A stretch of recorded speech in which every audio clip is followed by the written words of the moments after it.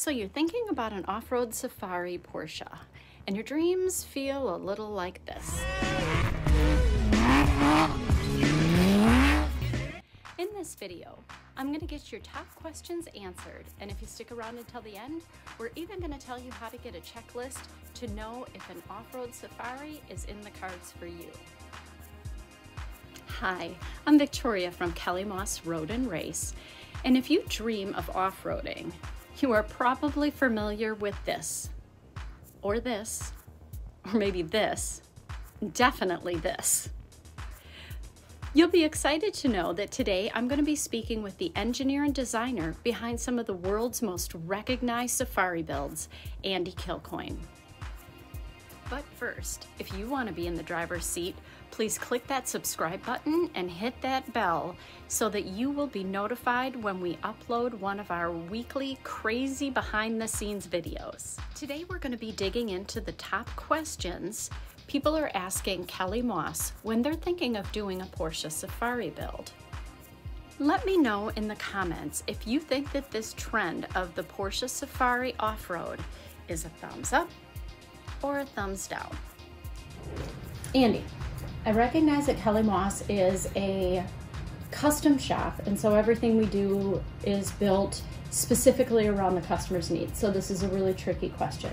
But what is the most common thing that people ask you when they're inquiring about doing a Porsche Safari build? Usually the first thing that's asked is, they've seen a car of ours somewhere. Maybe it's at SEMA or a show or online or on our website, and they'll send an inquiry on how much does it cost to build this car.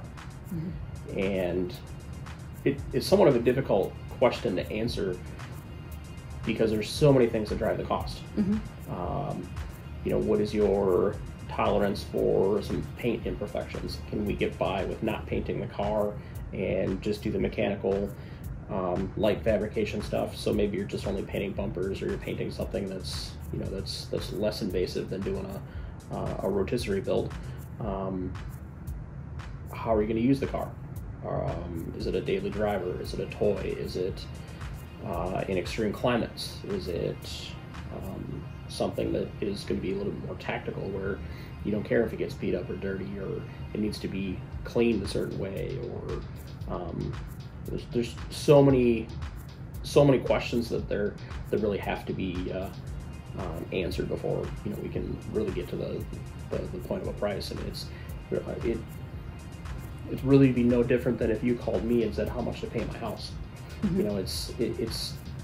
There's definitely an easy way to get to an answer, but you have to answer some questions before we get there. And I suppose that makes the same logic would apply to the timetable. And for sure. Obviously, the more invasive the changes, the longer it takes. Purely mechanical build, we can push through the shop much quicker than a rotisserie build. We only have 2 frame racks, and we only have so many rotisseries, and only so many brilliant guys back in the body shop in order to push things through. So with a pretty significant wait list in the moment, it's going to be a decent time to get a full build done. What is more important, the performance or the aesthetics?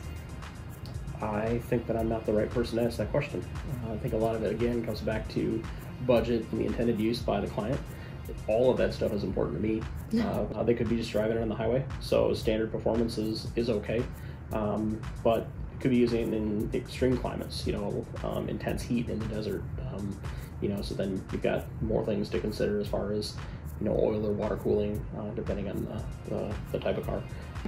So it sounds like it all comes back again to what the client is looking for in order to be able to answer the questions that the client wants answered.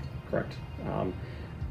Basically, we have a template of questions that we need answered with what their dream is.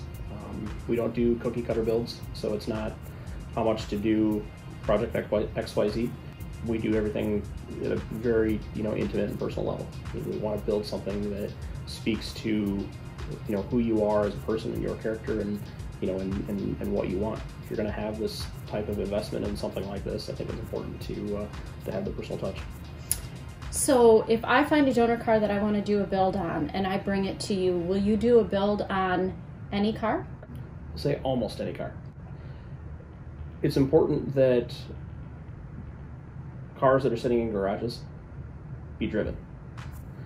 And there's a lot of cars sitting in garages that aren't as flashy, aren't as exciting, and maybe at one point didn't have as big a role in the market as what the resurgent of today's market is.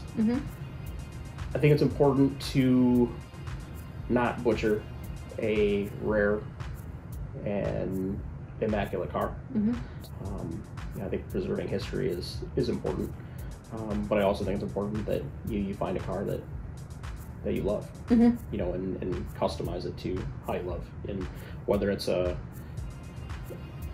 Integra Type R from today or yesterday, or building something that you truly love and enjoy, that's true to the Porsche brand.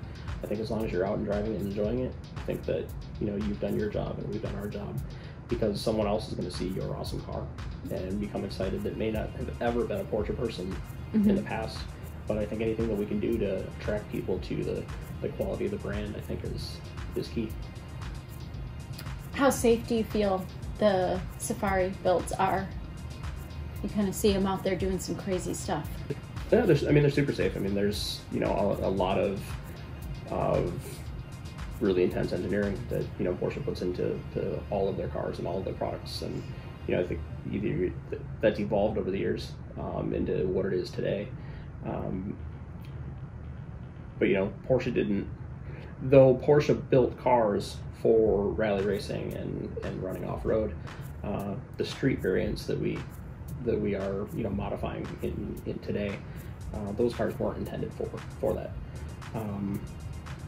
For sure they can be modified to withhold a lot.